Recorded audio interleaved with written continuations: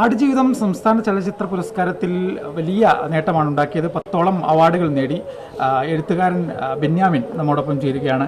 ഒരു ചലച്ചിത്ര ആവുന്നു, അങ്ങയുടെ കൃതി ചലച്ചിത്രമാകുന്നു, അതിന് വലിയ പുരസ്കാരങ്ങൾ ലഭിക്കുന്നു എന്ന് തോന്നുന്നു. തീർച്ചയായിട്ടും വലിയ സന്തോഷമാണ്.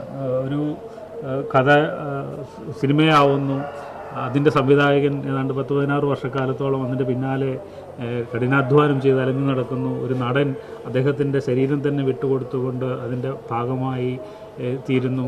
AR റഹ്മാനെ പോലെ ഒരു വലിയ സംഗീത സംവിധായകൻ അതിൻ്റെ ഭാഗമാവുന്നു.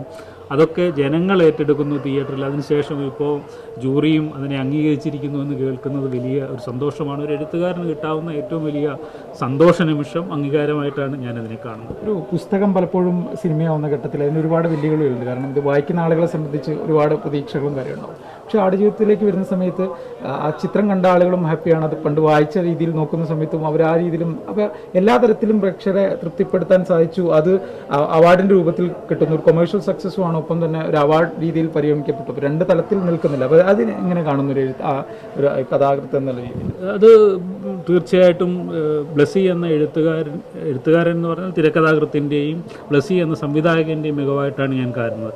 കാരണം ഈ വെല്ലുവിളി ആദ്യം മുതലേ തന്നെ മുന്നിൽ കണ്ടുകൊണ്ടാണ് അദ്ദേഹം ഇതിനെ സമീപിച്ചത്.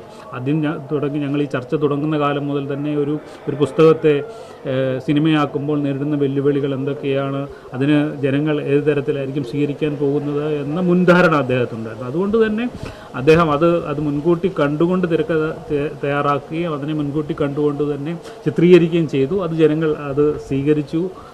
ഇപ്പോൾ ജൂറിയും സ്വീകരിച്ചിരിക്കുന്നു എന്ന് പറയുന്നത് അദ്ദേഹത്തിൻ്റെ ഒരു വലിയ മികവായിട്ട് നമ്മൾ കാണണം.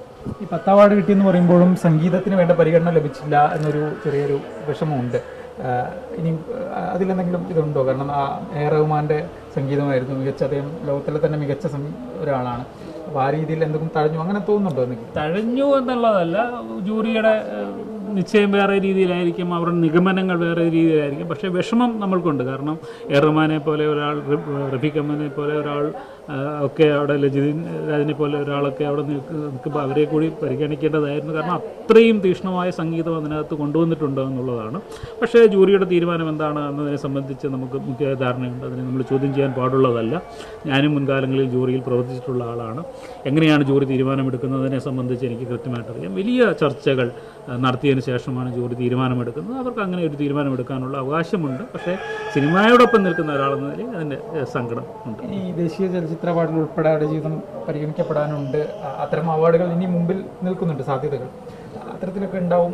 ഇന്ത്യയിൽ തന്നെ ദേശീയ തലത്തിൽ അംഗീകാരം ഉണ്ടാവുന്ന ഒരു പ്രതീക്ഷ തീർച്ചയായിട്ടും അങ്ങനെ പ്രതീക്ഷയുണ്ട്. ഈ വർഷം അത് പരിഹരിക്കപ്പെടുന്നുണ്ടോ എന്ന് എനിക്കറിയില്ല. ഇപ്പം വരാൻ പോകുന്ന അവാർഡ് കഴിഞ്ഞ വർഷത്തെ ആണെന്ന് എനിക്ക് തോന്നുന്നു, ഈ വർഷത്തെ അല്ല. തീർച്ചയായിട്ടും വരും വർഷത്തെ അവാർഡുകൾ പരിഗണിക്കുമ്പോൾ നിശ്ചയമായിട്ടും ആടുജീവിതത്തിന് വലിയ പരിഗണന കിട്ടുമെന്ന് തന്നെയാണ് പ്രതീക്ഷ. കാരണം അത്തരത്തിൽ സാങ്കേതിക മികവ് പുലർത്തുന്ന ഒരു സിനിമയാണ് ആടുജീവിതം എന്ന് ഏതൊരു പ്രേക്ഷകനെ പോലെയും ഞാനും വിശ്വസിക്കുന്നുണ്ട്. അതുകൊണ്ട് തീർച്ചയായിട്ടും ദേശീയ അംഗീകാരവും ആടുജീവിതത്തെ തേടിയെത്തും എന്ന് തന്നെയാണ് എൻ്റെ ഉറച്ച വിശ്വാസം. എന്തായാലും 24ൻ്റെ എല്ലാവിധ അഭിനന്ദനങ്ങളും. Thank U.